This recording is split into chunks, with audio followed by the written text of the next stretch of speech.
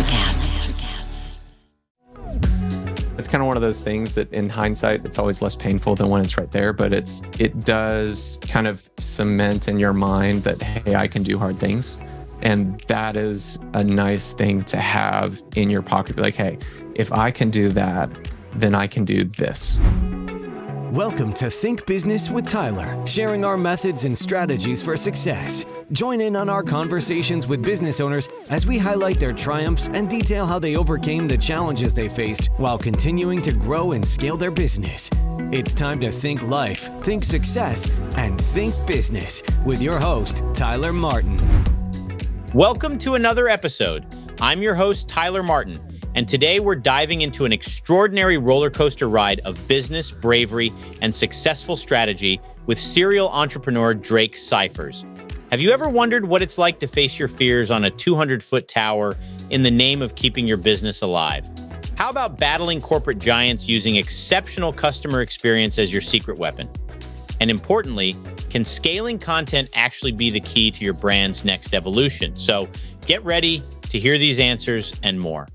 Hey, Drake, welcome to the Think Business with Tyler podcast show. How's it going today? It's going well. Thanks for having me. Yeah, thanks for being here. Hey, Drake, I love to start out with just learning a little bit about you. Can you tell us about you and what you do right now professionally? Yeah. So I'm originally from Fresno, California. Grew up in a California ghetto and ended up moving over to Oklahoma, where I did the reverse grapes of wrath thing, where a family went over from Oklahoma to Fresno, and then I came back because there's a lot of opportunity out here. But currently, I create content for leaders. People get paid to think, and kind of been an entrepreneur my whole life, and so happy to be on here to talk about some of my endeavors. Yeah, that's great. So I'd love to start with Skyber. Now, this is a company that you had, and I believe you ultimately exited from it. Yeah. I'd love to start about what was the driving force behind Skyber? Tell us a little bit about it, and then what got you to start it. Yeah. So I was out on a lake building an RV park, and it was quite rural. And it was I describe it as millennial hell because I had to drive 10 minutes to make just a phone call. The cell service was so bad. And so along with that, the internet service was just atrocious. So I was talking to people, and it was crazy how I could very easily, in small talk, you're sometimes wondering about what to say and how to have a conversation, and you could just bring up the internet, and then 20 minutes of diatribe was ready for anybody and everybody. Right. And so I kind of had this idea in my head. It was like, I had a friend of mine that I knew, and I was like, hey man, maybe you should look into this. You're a disabled vet, because they would always talk about, well, Bolt is coming. Well, Bolt was a company that got a mix of USDA loans and grants to build a fiber to home network up there. And I was like, man, this is like a real problem, right? Whenever confronted with a pain, entrepreneur goes, hey, how can there be a way to fix this? So ended up reaching out to him and mentioning it to him. He kind of took the ball a little bit, ran with it some, and then ultimately he ended up hitting a few walls and asked me to come on to help get the fundraising process going, get everything funded, and get the company started. So came on, redid some of the marketing materials, the performas, stuff like that. And then did the road show, going, raising money, pitching people. And, we're able to raise the money, got started. And, everybody has these awesome expectations of the beginning, and then the business starts. And so, yeah, so that was kind of what spurred that going on, and kind of the beginnings of everything that happened with Skyber. Wow. So this whole when you first started, was this your first business? No. So my first business, Okay. I was 16, washing cars, and then had that business. And then right out of school, I started a digital agency with my best friend, and we grew that a little bit. Then I ended up selling my shares to him. And then I've had the RV park that I was building at the time. I didn't own it, but I was kind of like the right-hand entrepreneur at hire for the guy that owned the company. Is like, just send me in to kind of go take and build stuff. And so I was familiar with the entrepreneurial journey. So this wasn't my first rodeo. Got it. So now that makes a little more sense to me, because it sounded like this was a big leap, but it still was a big leap. No, not taking anything away, but it's something you've kind of been through. And the fact that you kind of exited, it sounded like you had a partner buy you out of one. You already kind of had a little bit of experience of getting out of a business that you were involved in. So that's really cool. Yeah. I know you have this fear of heights, or you did at one point. Can you kind of tell the story behind that? Because I think it's funny. Yeah. So when you start a business, there's how you think it's going to go and then how it actually goes. Right. And so, I came into this like I'm good at ops, I'm good at, marketing, finance side. And then my business partner was the guy who knew about the telecom industry. Right. And so I joined thinking, cool, I can do office stuff, back end stuff, get the marketing and advertising going really well, make sure all the processes are super efficient. And then you go in with the division of responsibility and kind of one after the other, whether just one after the other, the different things that he was responsible for just stopped working out. And every time one of those things failed, it kind of got thrown onto my back. And so we're an internet service provider. And so that involved us going up and having a collection of towers that sent internet across the airwaves to an antenna that was mounted on the roof of someone's house. And so getting into it, I didn't expect you're going to have to go up on those roofs or you're going to have to go up on those towers. Right. And because I'm terrified of heights. But when you start a business, you're faced with a burn rate and hard decisions have to be made. And so the decision was my partner ended up leaving, and the contractors who we had who were climbing the towers were, we had to get rid of them to conserve cash. And so that led to me staring up at a 150-foot tower, and our equipment was 135 up on it. And I had to either learn how to climb that tower and survive, or we were going to go out of business. Wow. And so I have a whole story about my first time really climbing that's kind of crazy. But needless to say, I was not comfortable. But you're an entrepreneur, and when the rubber meets the road, what makes you or breaks you is your willingness to do what needs to get done, regardless of, however you may feel about it at the time. How many of those did you have to do? Oh, there were points where I was doing it multiple times a week. Oh my gosh. So the tower it's in a smaller town. And so it's literally the tallest thing around.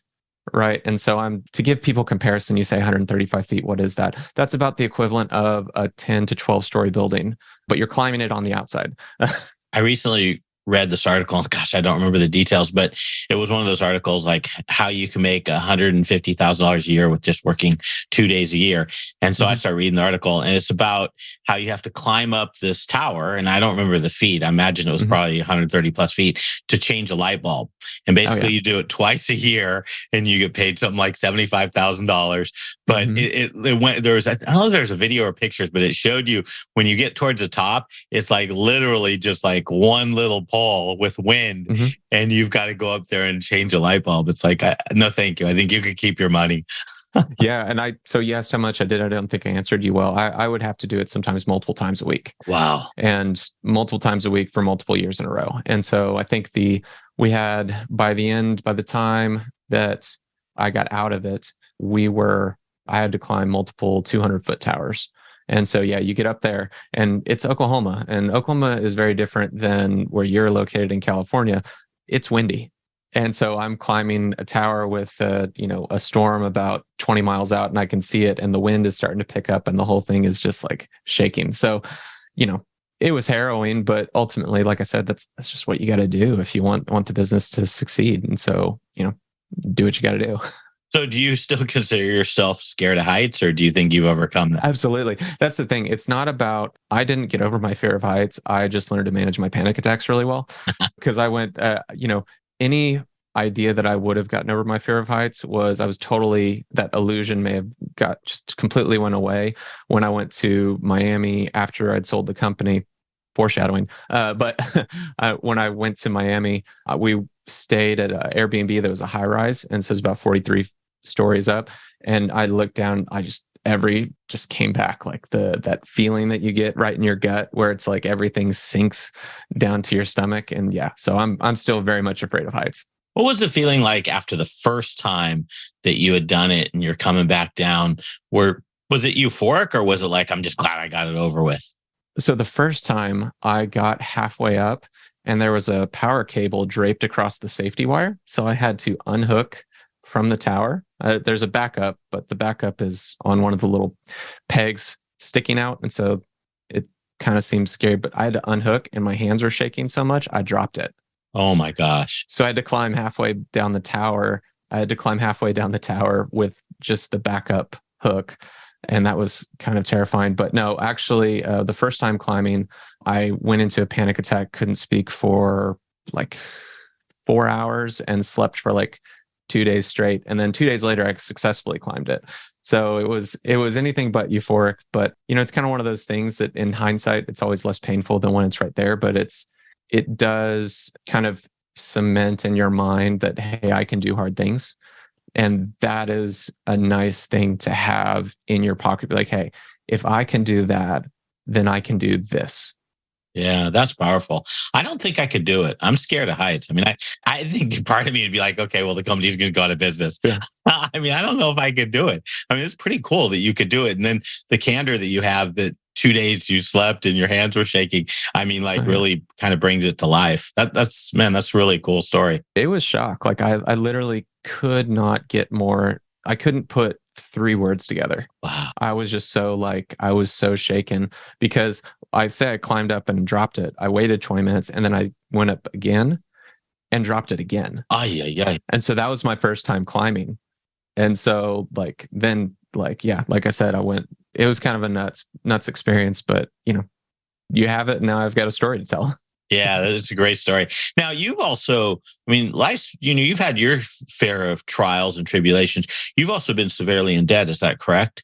Yeah. I mean, when we were just with that company, right? Because that's what we're staring down the barrel of, right? You go raise investor money. Well, the investor, and, I'm super thankful for my investor who, saw the idea, worked with me to get everything going. But, that's part of the impetus of you got to climb the tower because you're in debt and there's no way to pay it back without the company, without the company actually or there's no way to pay him back without climbing the tower and continuing the business. Right. Yeah. And so, kind of staring down that and then, all the normal trials that go into any startup, right?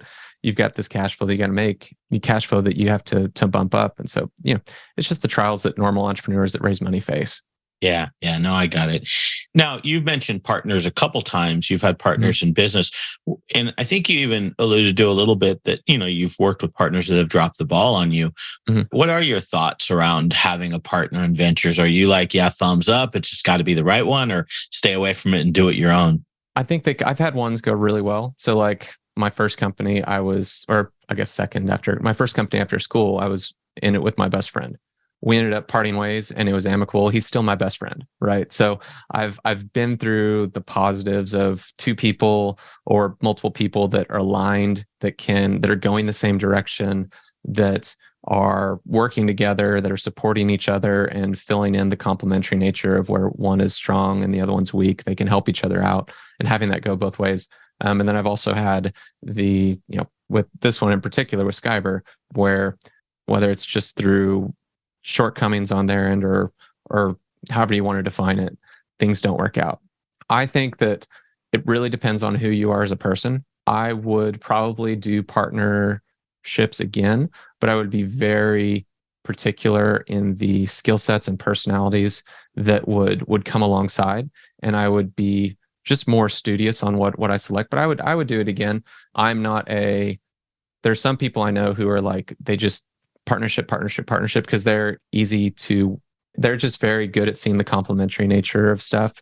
I think I need more diligence when I go into a partnership in the future, just to make sure that some of the things that people say they're going to do, they're actually able to do. So I think it goes both ways. I don't think there's a total right answer. I think it comes more from self-awareness being incredibly important to making that kind of a decision.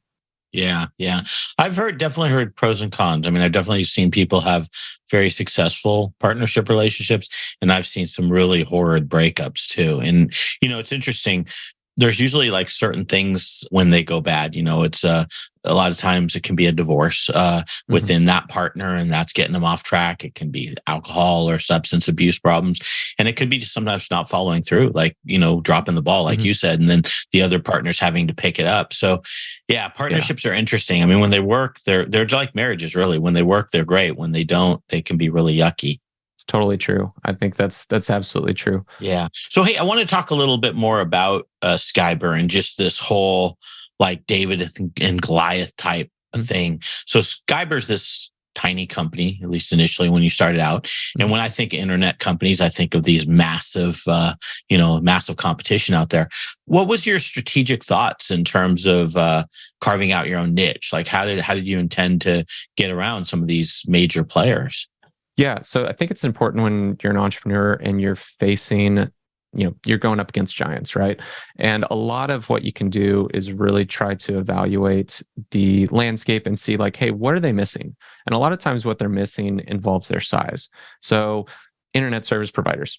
I don't think you call your internet service provider because you're just having a great time. Hey, just wanted to let you know the internet's going great, right?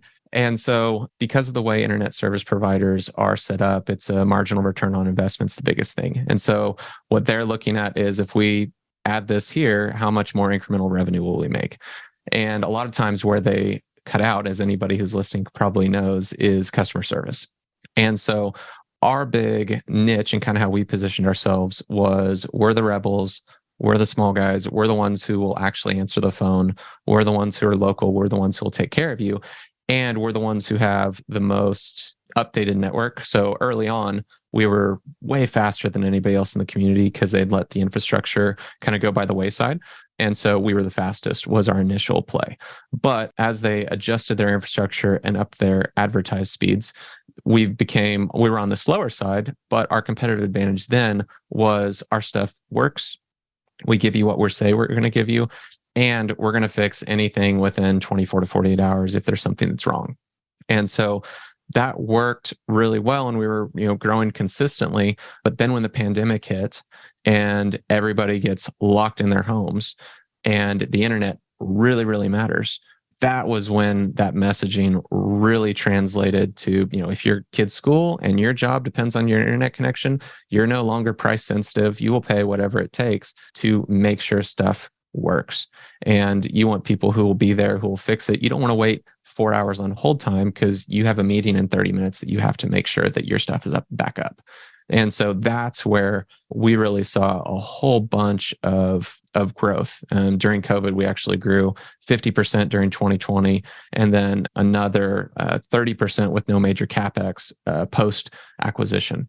And so after we were acquired. And so it was really just trying to have the network set up right, have it built right, so that we were able to capitalize when we had dramatic growth surge. If you're a business owner feeling stuck in your business, overwhelmed, responsible for everything that happens, and working long hours, Tyler helps his clients develop processes, hire high-performing team members, and better understand their financial metrics and numbers to allow for a more predictable, less hands-on business. To schedule a free, no-pressure consultation, head to thinktyler.com and click the meeting button. Tyler would love to see if he can help you work on your business, not in your business. Schedule a consultation today at thinktyler.com. Think life, think success, think business. And so it was really just trying to have the network set up right, have it built right, so that we were able to capitalize when we had dramatic growth surge. So that tweaking of language, was that pre-COVID, or did you guys massage your message during COVID and then it resonated with your audience? No, it was pre-COVID because I realized so if you're thinking about your internet service right now, unless you have one of those magical numbers that are in the hundreds or a gig, the gig is the big buzzword around everywhere. You don't know how much internet you actually need. And so a lot of internet service providers, they just put up, this was especially true when we were running it in, let's say, 2018, 2019. They were putting up these numbers, but nobody actually knew what those numbers meant. Nobody knew what they needed. They just wanted to come home, sit down, turn on Netflix and have it work. And if it didn't work, they wanted to be able to pick up the phone, call somebody, get an answer quickly. And then if it was a big issue, have it fixed within the next 24 hours. Changing the messaging that way towards the end of it, we weren't even talking about our speeds. We were just, hey, here's what you can do with it. And rather than trying to pretend that you understand as the customer what you're talking about, let's just talk to you like you're a person and talk to you about what you actually want to do with it. And our reputation is that we're the best at customer service. Our reputation is that we make sure stuff doesn't go down. And so that's what really helped beforehand, but then that message really picked up when more people were looking for other options. Yeah. I love that tweak too, because it's that's a losing battle if you're talking speed. like you said, advertising speed, Mhm. which means they couldn't deliver anyway. But Yeah. even if they had to deliver, they probably could because they have the resources. So it's kind of like you're always going to be a step behind on that one. But you're right. I mean, if you take the angle of, hey, we're going to be the highest touch service, you can beat them on that legitimately. Mhm. Yeah, that's a great strategy. Yeah, and then that's the thing too. I mean, they're multi-billion-dollar companies, and so if they want to price me out, which was essentially the strategy since we started, was the once they realized that we were coming, they were like, they just started dropping prices and everything, and people would get it, and then we'd still get calls going, "Hey, we got this, but it doesn't work," and so then they would end up switching to us, and knowing that you could get a hold of somebody when you needed to was what was the most important thing. Yeah, that's huge. Hey, I want to shift gears into talking about exiting a company, selling a company, and just that whole process. Was there something in your process of selling Skyber kind of that you can share that's kind of like a behind the scenes discussions that you had? I'd love to kind of get into that a little bit. Yeah. So, as we've kind of already mentioned, climbing towers wasn't really my thing. Right. And so, looking at the landscape, I knew that the government was getting ready to dump a whole bunch of money into this bid in this process, right? Of we went through the electrification of America. Now we're going through the internetification of the rural areas, right? And so, knowing that, looking at our size, I'm looking at the landscape, going, "Hey, realistically, I either need to go apply for those grants, which is going to be difficult at our size.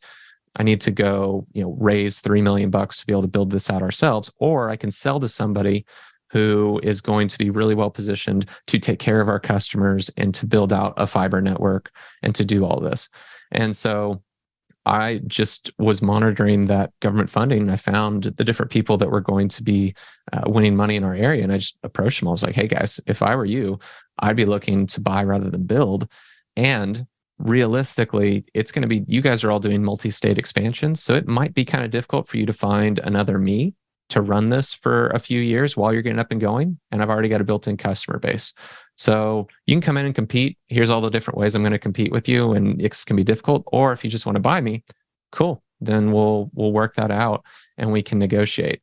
And it was really great being able to negotiate while you're growing at 2% a week, because it helps with negotiations a lot. That adds up. Yeah, it helps with negotiation a lot, because we'd sit down at the negotiation table, and they'd talk, typical due diligence process with the company. They come in, they look at everything, and they're like, "All right, well, cool. Here's some of the things that we want to take a discount on. This is going to affect the price." And I could just say, "Hey, that's awesome. Like, cool. I think I can totally do that. But I'm going to need to go talk to my investor, and I'm just going to need to think about it to make sure that we can do that." Probably take me about 2 weeks to do that. And, by the time those 2 weeks have passed, we'll have grown enough that we'll be back at the same price. So the longer you wait, the more expensive I get.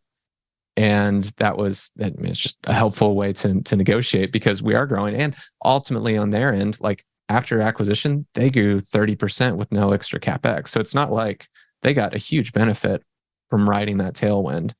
Yeah. So how did you negotiate that deal basically? It sounded like you kind of pitched them in a way that you were going to come on board and help them continue to grow the division. I guess division is probably what it ended up. And so you kind of, in a way, bought yourself a job, and it sounds like maybe some stock. Is that essentially how that played out? No, so internet service providers, one, just for the audience, internet service Yeah. providers are valued on a multiple of gross revenue, because the assumption is EBITDA doesn't matter as much when you're valuing them, just because they know that they're bigger, and so they know that they're going to put their efficiencies in your scale, and so mainly you're just buying a revenue stream. So I negotiated averages about 1x revenue, all the way down to like a 0.6 in gross revenue, just depending on how good you are. We ended up negotiating a 1.3x gross revenue. Wow. And then I had that on a seller note, and then I negotiated a separate deal that was an employment contract where I got a percentage of gross revenue. I can't get into the details of all of that stuff, but I got compensated based on the growth of the division as a whole afterwards. But I kept those separate, and not the employment agreement was contingent upon performance, but the actual sale of the company was not. And so I didn't have an earnout or anything like that because it was growing fast. There was no reason to negotiate that. And then I assume that 1.3 must have exceeded your initial investor that you ultimately probably were able to pay off over time. Yeah. So we'd been making payments back while we were growing. I had kind of come in, clamped everything down, and I was managing the cash cycle while being able to make payments back to him. But yeah, then it was a fun meeting when I was like, hey, let's go grab lunch. And he didn't know it was coming. And I just showed up with a check for the full amount and he was overjoyed. So that'll probably go down as one of my favorite memories for the rest of my life, was just being able to surprise him, because he was like, what? So it was really cool. What a cool story. That is a cool story. So then it sounds like you had a couple years, 2-3 years that you were then supporting this division. Did you ultimately leave that once the employment agreement was up, or take me through the next phase of that? Yeah, so I ended up staying on about 14 months to help support and try and grow a few of the things that they had going on. They had to build out some extra towers just across the state to try and expand coverage, and so I helped some with that. And yeah, I mean that was most of it. It was about 14 months. We just got to a point where, based on some of the decisions that they made, I felt like what made the most sense was for my salary not to be a burden on the division, so that they could make the decisions that were best for them based on the way that they had executed some of the other stuff. Yeah. So that was just kind of the impetus. I was like, I want you guys to, well, go ahead. Do you think, just for other people that are out there listening, what would be a couple things you could summarize if someone was thinking about selling their business? What are a couple things like maybe they should look for, think of, whether it be before a buyer comes in or when a buyer comes in, whatever comes to mind? I'd love to hear your thoughts. Yeah. So I think preparing for sale is a really important decision-making process. What I tried to do was at our size, right? So it's hard to think about, how do I sell the company and not replace myself, right? And so what I did was I took the different jobs that I did, and I did my best to try and segment them and separate them and not put a sort of unique spin on them, to where I wanted Skyber to be forefront with the brand, but I tried to segment stuff so that I knew that a bigger company was buying me, and here's the job that this person will do that they'll replace. Here's the job that this person will do that they'll replace. So here are the 4 people that they need to have in place in order to replace me. And so when I'm talking to them, I'm easily segmenting out, here's how this is all done. So it doesn't look like I'm this knot and bottleneck where everything comes to me and gets stuck. And I think for anybody trying to sell the business, if you're not big enough to have a middle management structure, then that's really kind of how you have to do it, to position yourself so that you're very easily acquired, and not to put the value of the business on you, but to try and take that and put that as much on the actual business and create processes and trainings so that your employees are able to be independent thinkers and make decisions without that. Because so with my employees, it was really cool that I had them trained well enough to where, compared to their equivalent position in the acquiring company, they were at the top tier of what they were able to do, plus another half of what the position above them would be. And so they're tier 1 support, but they're also doing about half of the tier 2 jobs. And so I think that training is really important, to where the acquirer knows, hey, I'm actually getting an asset, and it's not just here are all the small, unimportant pieces that all filter to make the owner do a good job. It's like, I'm actually buying a company. Yeah, that makes a lot of sense. Good. That's good stuff. Hey, I want to shift gears. So now you're doing Content Gym. What's your strategy around that? What is Content Gym, and what's your strategy in terms of where you see this going? Yeah. So I think that one of the biggest things that I've thought about over the last, after selling, was the role of information and video in the way that companies are known. And I really have thought that, like, as people get paid to think, like, sometimes it can be really hard to like articulate your value proposition. Anybody who's a consultant or an executive knows that you essentially just get paid to make good decisions, right? You get paid to put things in process. Well, before TikTok kind of took over with short form video, that was difficult to do in an Instagram picture or an Instagram post or a Facebook post. You end up writing long blog posts that people aren't reading. And so I thought video was a really important medium to convey that. And so now what I'm doing is helping leaders convey their message and their value and their thought leadership in a way that is easy to record and not that, 1930s or not, sorry, 1930s in that 2013 web video. Here at Jimmy's place, we do this specific thing and it's stiff and it's scripted. But if you could have a conversation, kind of like a podcast like you and I are doing, this is natural and you can see the expertise come out very easily. Well, why not do that sort of a recording and then chop all of it up? And now you don't have to worry about your social media content anymore. Yeah. I love watching TikTok videos because it's just the psychology of a lot of those ads. They're so under the radar in terms of their that they're advertising something. Like they get straight into the practical use of it as if, and they're all weaved in with regular TikTok videos. Yeah. And it's just really fascinating, like how far this has come as far as, to your point, like the videos used to be, we'd stand out there and be like a really dorky video of saying, we have our bike shop or whatever it is. And now it's just like they integrate you into, and it's just so woven in. It's compelling too. It's fascinating. So is that something that you're really good at or that you're working on that art and you help clients do that? And is there any particular medium that you think is better than others for CEOs and say like consultants? Yeah. So in December, I launched this really in December. And so it's coming up on a year. We'll pre-launch with a select group of clients. So far, we've gotten well over 1 million views for them. And so, we're getting views and it's translating to dollars. And so that part's great. I like podcasts a lot because I think that it's conversational and we can have it's kind of like a coffee meeting. CEOs will go do coffee meetings all day and their expertise, it's just dripping off them. It's so easy to see, right? But then you get them in front of a cold dead camera lens and it's like, So coming up with a process that makes recording the video painless by just having a conversation with someone is really kind of the way I like to go with it. But then we end up clipping it, right? Because if it's video, then you can chop it up and now it's discoverable.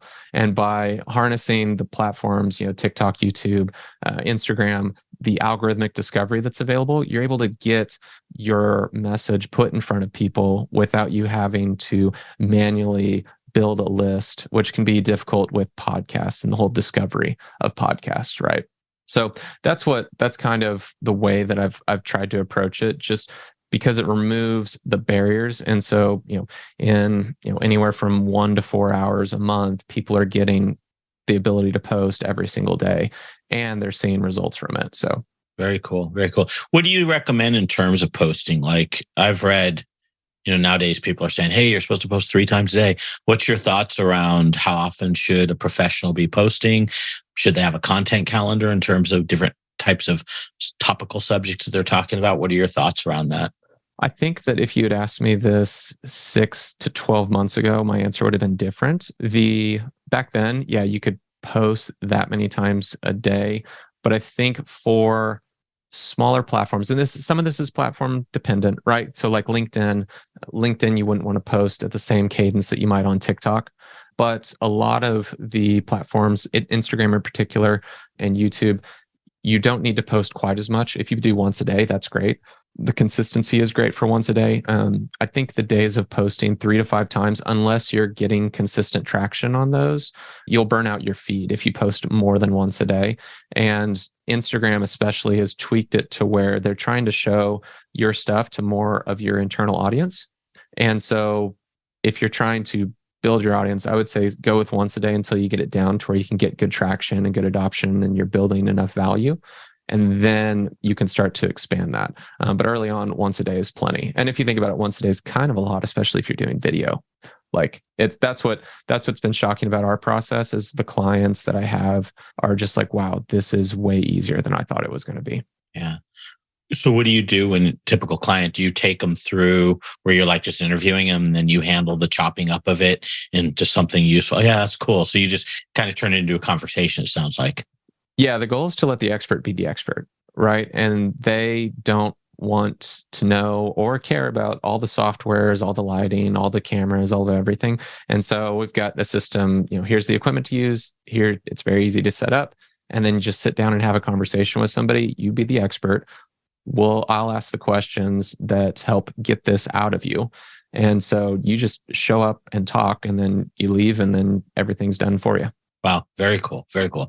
Hey, I always like to end with two questions. One, I'd love to ask you if you had some inspiration or some feedback for entrepreneurs and business owners. Is there anything that stands out that you'd love to share that could maybe help us run our business better or even our personal life? I think that one of the biggest things is understanding the customer experience. And so what is it like for a customer when they interact with your company? How much is the responsibility shared or based on, how much thought do they have to put into something? How much effort did they have to make to connect with you? And I think that's a really big thing that if you can hone that and make that as easy as possible and enjoyable as possible down to the nitty-gritty of even the way you answer your phones, I think that that is something that helps reduce friction, which can really help your business grow. Very cool. And then another thing I'd love to ask you, is there a book, podcast, TV show, something you're listening to or recently have listened to that you like that maybe you could share with us? Yeah, I would say my favorite book is what I would recommend. It's called Getting More by Stuart Diamond. And he's Wharton School of Business's professor. I guess he's recently retired, but he was their negotiations professor for like 20, 30 years. And he condensed the entire course down to a book. I've read it 5 or 6 times. It is absolutely amazing, not only for negotiation, but just communication in general and understanding the way our brains are wired to communicate. And I love the book. And I think it's helped me immensely be able to align incentives with people, with stakeholders in order to help me in my business journey. Very cool. I like that. I'll have to pick that up. I'd actually never heard of it, so I'm excited to kind of check it out. The link you gave me, if people wanted to reach out to you, your LinkedIn profile, Drake Scifers, I'm saying that correctly, right? Drake Scifers, SCIF as in Frank, ERS as in Sam. I'll, of course, put this in the thinktyler.com show notes. Is that, Drake, if someone was interested in your services, the Content Gym services, would be the best place just for them to message you there? Absolutely. Yeah. Would love to connect with anybody. Okay. Awesome, man. Hey, well, thanks. I love the stories and the wisdom that you shared with us. I really appreciate having you as a guest. Awesome. Thanks for having me. Okay. Take care. Bye. That's all for this episode of Think Business with Tyler. But we have plenty more resources to help you in your pursuit of business excellence on our website at thinktyler.com. If you'd like to be featured in a future episode of the show, feel free to reach out to us on social media at think_Tyler. We look forward to helping you think life, think success, and think business.